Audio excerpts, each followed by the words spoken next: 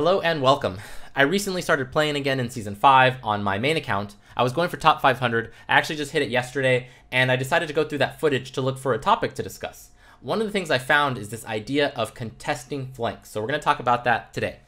But before we do, we're going to take a quick step back and look at the opposite side of contesting flanks, which is this idea of pushing flanks. Now, if you watch any of my videos, you know how much I stress the importance of pushing flanks. It enables your team to fill the map, to get multiple angles of attack, to spread out, to make sure you're not clumped up in a ball, things like that. These are all very important and positive characteristics to incorporate into your team play. Now, who's good at pushing flanks? A couple characters come to mind: Tracer, Genji, Soldier. You know, a few characters in the game are very, very well suited for pushing flanks. So how do you counter this? How do you counter a team that's really good at pushing flanks and kind of getting these positive characteristics? One of the things you can do, one of the things you should have in your toolbox is contesting flanks. Super, super important tool. And there are others. Rotations come to mind. But today we're going to focus on contesting flanks. So contesting flanks is one of those things where as long as you're just consciously aware of it, then you're golden. That alone is going to elevate your gameplay.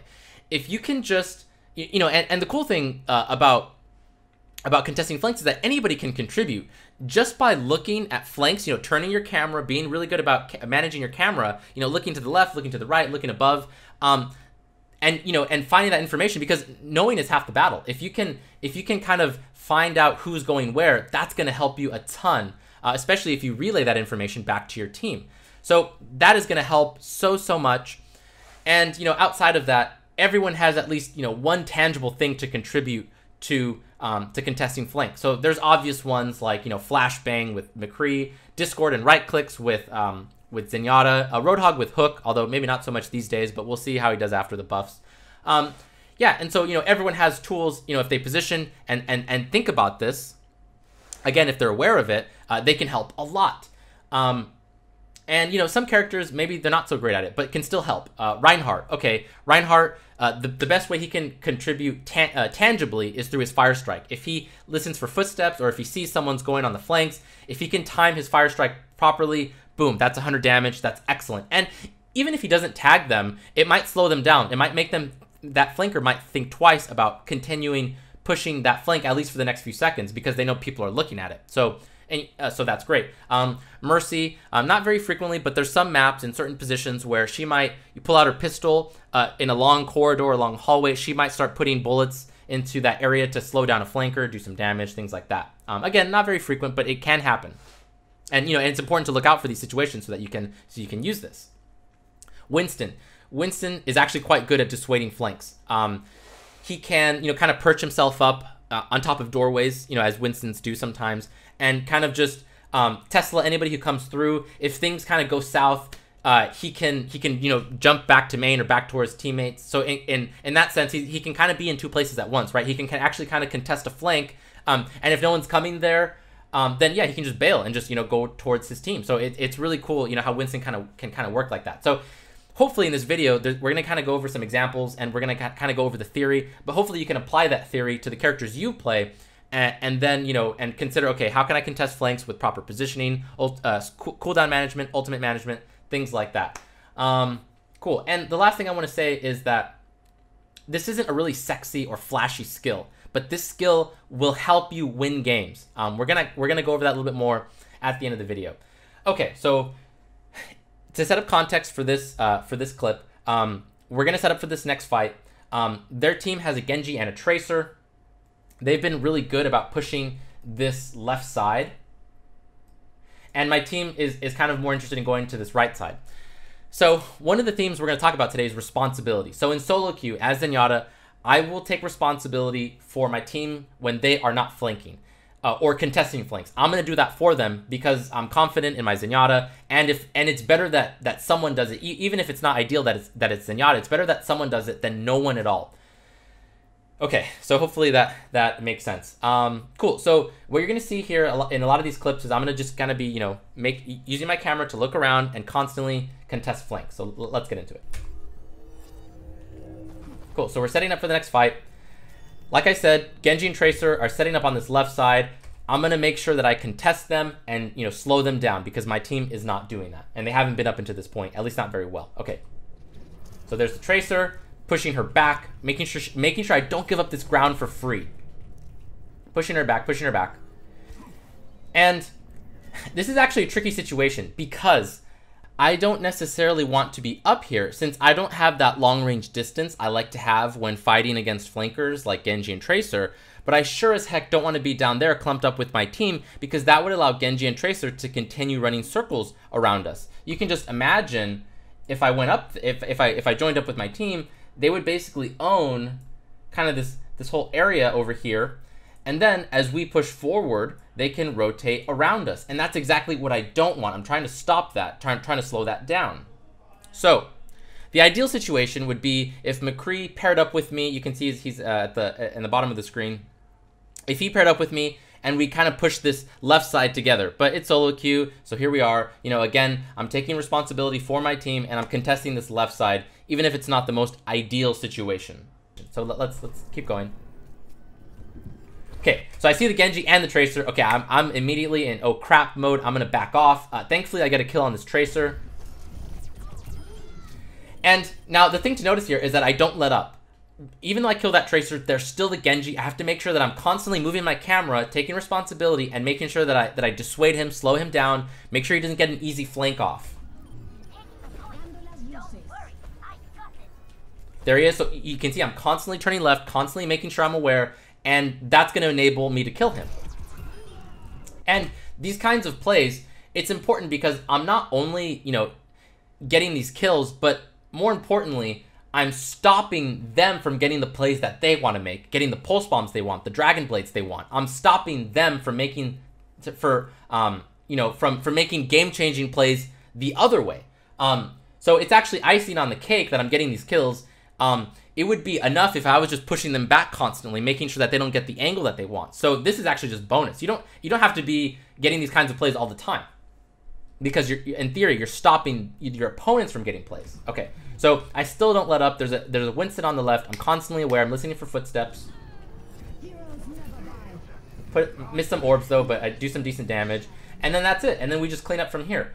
So hopefully that all makes sense. Let's jump into the next clip. Okay. And I think we get this. Yeah, we do get that. All right, so let's skip to here. Okay, so in this clip, deception is going to come up. So my team's going to get kind of staggered here a bit. Zarya just died. Mercy just died. You're going to see the opponent Genji kill my Pharah right now. Boom, there it is. Okay, now a lot of McCrees in this situation would actually just be behind their Reinhardt, behind his shield, and just, you know, just plugging away. Okay, that's okay. That's one of those things that, yeah, you have to pull out sometimes. But hopefully with this video, you see that you need to diversify your gameplay. You need to have multiple tools to use, and you need to experiment with all of them. That's how you're going to improve your game sense, your gameplay. If you just kind of stick to the same style of and certain rules, like stay behind Reinhardt, you're not going to grow and you're going to hit a cap. So here, notice how I get into position, I'm contesting this flank, and it's going to enable this next play. Genji thinks he can easily apply pressure onto Reinhardt because he thinks he's alone, but that's actually bad information. We're actually strong where the opponents think that we're weak. And again, if I was behind Reinhardt, almost certainly that Genji wouldn't have pressed the Reinhardt because he would have seen me. So instead, he goes for the Reinhardt because, again, he thinks he's alone. And then boom. Fight him, bro.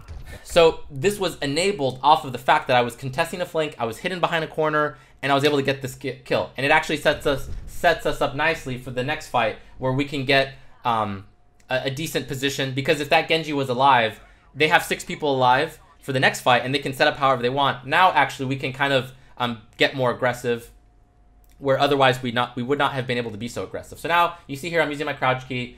I'm respecting my opponents.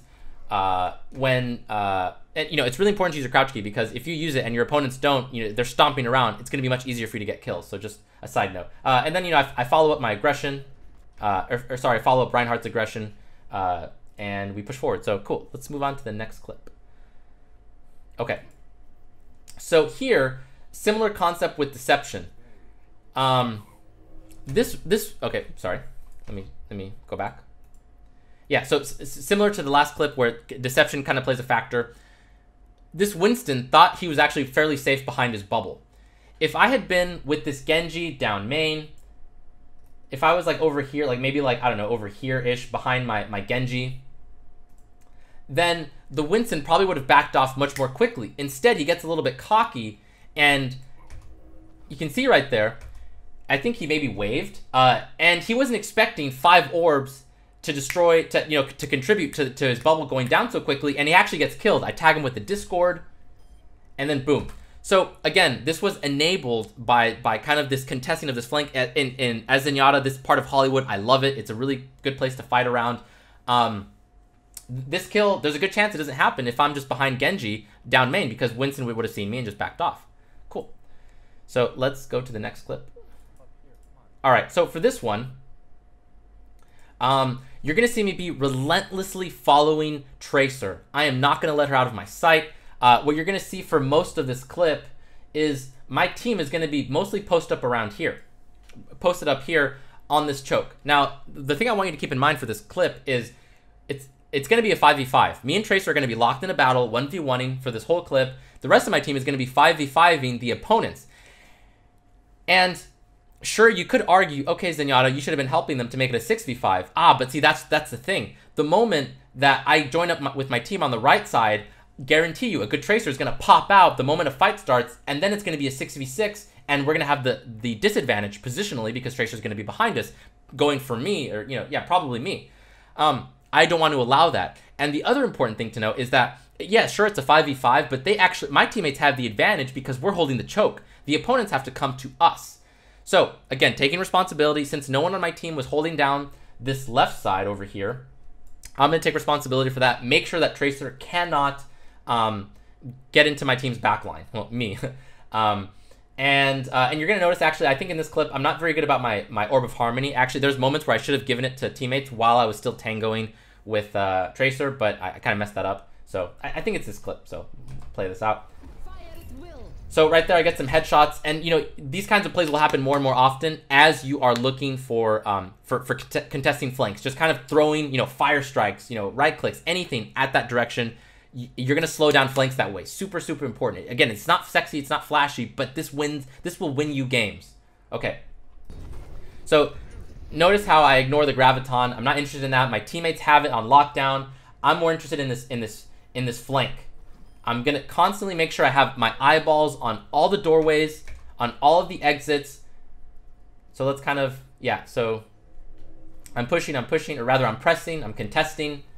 Yeah, not pushing, sorry, contesting. There's a difference. And on that note, there's kind of a fine line between contesting and pushing. Like, flanking is a bit of a spectrum, but later in the video we'll kind of talk more about the difference between contesting and pushing. So cool. So here's Tracer. I see her, got my eyeballs on her, tag her with the Discord, making sure I have good idea of where she's going. Notice how she stops. That's excellent. That's a smart Tracer. She respects the Discord. If she just peeks out like a dummy, I will kill her 99% of the time.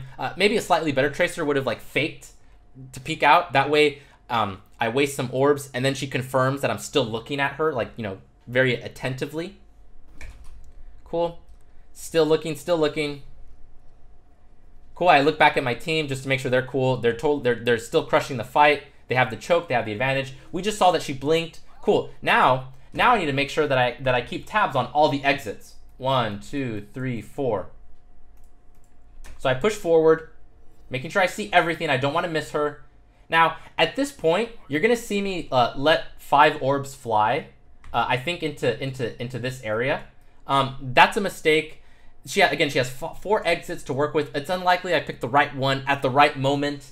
Much better to actually stop shooting to cancel it with the melee.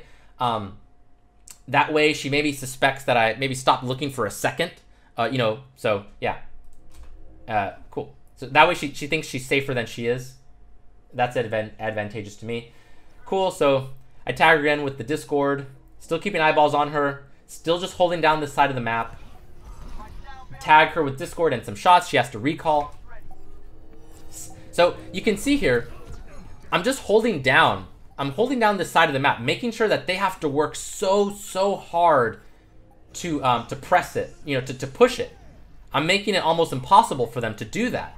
And again, like we talked about, I'm not just, you know, going for kills and, you know, and slowing them down. I'm preventing plays, potentially game-changing plays on the opponent's side that would have won them the game. So that's kind of the key takeaway.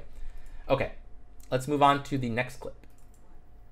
So this is kind of an obvious one, where people might say, oh, duh, of course you needed to handle it this way. But based on the VOD reviews I've seen, and even at the professional level, we see players kind of mess this up fairly frequently. So we'll play this out. Okay, so right there, we just saw Tracer. At this point in time, I would see a lot of players make the mistake of, okay, I'm going to shoot, I don't know, who is that, Anna? Maybe shoot this Winston. I think Genji's going to pop out of here in a moment. That is absolutely not what you want to do. As McCree here, it's my responsibility to match the pressure that Tracer's going to put out. If she walks into Cafe, there's a good chance the moment she walks into Cafe, Genji jumps in here too with maybe Winston and maybe a Diva, and we're gonna get sandwiched. I'm trying to contest that, make sure that they don't get that play going. So I'm gonna go and match her. Unfortunately, I took some damage. I'm at 116 health, so I actually have to get this health pack, which sucks. I get stuck on that table. Sorry about that for a moment. Cool. And then boom. That's it. I've done my job. Now we can kind of proceed as normal and continue on with this play. And notice how I didn't use flashbang right away. Good tracers are good about baiting that out, so I didn't want to just immediately use it. As McCree, if you use it too early and you don't hit her with the flashbang, you actually can lose this 1v1. So that's it. So, you know, a worse player would have kind of just maybe stayed up on that high ground, just kind of like looking down back and forth, you know, between main and between this doorway right here to the left, looking for Tracer. It was much more important that I drop down and I match her pressure, because if I let her get in here, that's going to start causing chaos and start causing us problems. Excuse me. Okay, so let's move on to the next one. So in this clip, what you're going to see is my team got fixated on this choke on the bottom right, and that drives me crazy. I would have liked to see, if I recall correctly, Tracer wasn't using this left side, which she should have been. So again, I'm taking responsibility. In this case, this isn't so much contesting flanks, it's more contesting space. So I'm trying to make sure that I'm alleviating pressure from my choke. I'm going to 1v1 a Widow. So by doing this, yeah, it's dangerous, but I had to because again, I'm taking responsibility. My team wasn't flanking, so I took it upon myself to do this. By doing this, the Widow can no longer look at choke. She's going to have to pick between me or the choke. Well, yeah, so that's going to make it harder for her, right? So now what I'm going to try to do is bait out a left click. The moment it comes out, then I can go and peek and start shooting her. And actually, we've been tangoing for a little while. As you can see here, I'm missing some health. So we'll play this out. Right there. So then I can start 1v1ing, and we get that kill. So now we can more confidently push out, etc., etc. But you'll actually notice that my Genji got a kill right before I did. And I'm not trying to take credit for that kill, but again, it was much easier for them to do that because I was matching the pressure that Widow was putting out, taking that away from the choke to enable them to push out more freely. So, you know, it's one of those skills, not very sexy, but it's going to win you more games. It's going to help you. It's going to elevate your gameplay, plain and simple.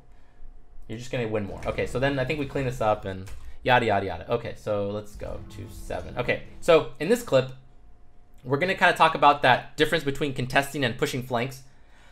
I do a pretty damn good job of executing the contest. I contest the flanks pretty well, but then I mess it up by pushing too far. So we're going to talk about that. So here, I get a lay of the land. I'm just kind of seeing what's available to me, seeing how they're set up. I'm checking my corners. I probably should have crouched, but I was reasonably certain that there was nobody here, so I didn't crouch, but I should have probably. Cool. So right there, turn the volume back up. So my goal here, again, is to stop Genji from getting this high ground. If he's up here for free, then guess what? He's going to go to the right, and he's going to start terrorizing my team from that window. I'm trying to stop that. And then bonus points for actually pushing them back. I'm going to push back Genji, Zarya, Anna, cause a lot of pressure. You're going to notice I'm very patient. I'm not trying to necessarily go for kills, although a kill would be nice. But at this distance, it's pretty hard to get kills as McCree because of the fall off. So I'm trying to just dissuade them, slow them down. Fuck you and your orb. So pushing them back, pushing them back. There's the Zarya. I'm kind of testing the waters. I'm saying, okay, how much space are you willing to give me? Genji played that really well. He kind of heard my footsteps. He's like, oh, he's getting closer. I'm going to peek out. But I didn't push too far forward, so I played that correctly. I respect it. I immediately combat roll out. Cool. So now we're going back to this dance. And notice how I'm being very careful. I don't have, you know, I'm not soldier. I don't have biotic field. I don't have sprint. This situation is pretty dangerous for me. So given the circumstances, I'm executing it pretty well. And then I'm going to mess this up in a moment. So pushing Ana back, making sure that they are uncomfortable. Cool. We get 3 shots on Ana, and at that point I should have backed off. Notice where my team is. They were set up pretty damn well over here. At this moment, once I got those 3 shots onto Ana, I could have just actually joined up with them. You know, dropped down. Like I could have gone back to the right and then pushed and gone through that window and just joined up. Or at the very least, stay roughly right here. Instead, I get far too excited. I combat roll forward, and Genji punishes me for it. I miss my flashbang, and I just die. So again, fine line. You have to be very careful about kind of that dance you do between contesting and pushing, especially when you're not a character like Genji, Tracer, Soldier, excuse me, etc., etc. Okay. So similar to that last Lijiang Gardens clip, this is actually a different match. But similar principle. I'm going to chase this Tracer relentlessly. I'm going to take responsibility for her. So we hear the point being contested. So I'm going to go. No one else is going, so I take it upon myself to go. We get the Discord. I just got the sound barrier, so now I'm confident to go in. I only have 6 bullets, but I'm very careful about using my right clicks. A lot of Zenyatas in this situation would just spam their left clicks. That's not what you want to do. You want to use Discord to dance behind the pillar in the middle of the point, and then use your right clicks very, very carefully. Because, again, I only have 6 bullets, so I have to be very careful about it. There's the Discord. And then this is my last shot, and there it is. Cool. So now what you're going to notice is we're going to kind of dance around this choke point, and then as soon as I see Tracer, I'm going to start tagging her with Discord and chase her around the map, similar to that last clip. So there she is on the right side. I'm going to start chasing her. We saw her blink. Cool, we tag her with Discord. We keep going, we keep going. She doesn't respect the Discord, unlike that last Tracer, and now she's dead. Okay. Let's go on to, this is our last clip, I believe.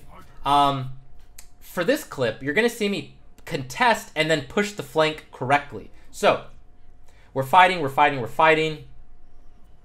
About right now is when I'm starting to think, okay, I need to push this right flank, or, sorry, contest, and then if it's open, start pushing. But actually, Winston comes up, and then I need to reprioritize and start fighting him.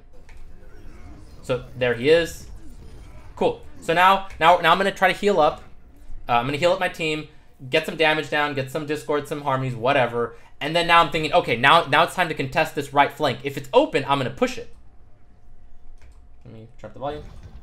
Cool. So I see that it's open. I just saw Ana. Now I'm gonna go for that kill. Ana's a pretty good target as for Zenyatta when she's sniping because she's standing still.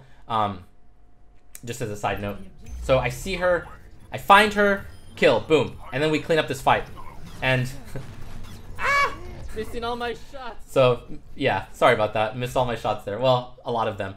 Cool. And then we just clean up, and that's pretty much it. So hopefully the takeaway of this video is that, well, actually, sorry, let me pause this. Cool.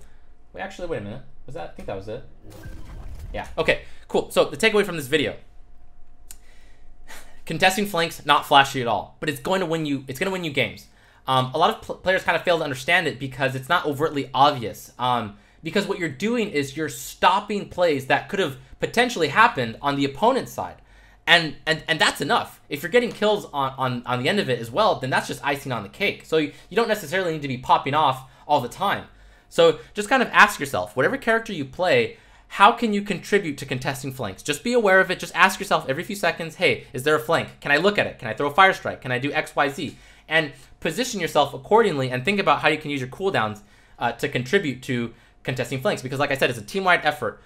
In these clips you saw, it was kind of mostly on my shoulders. But in general, it should be a team-wide effort. Cool. I hope this video was helpful. If you liked it, if you found it educational, please like the video and please subscribe. Thank you.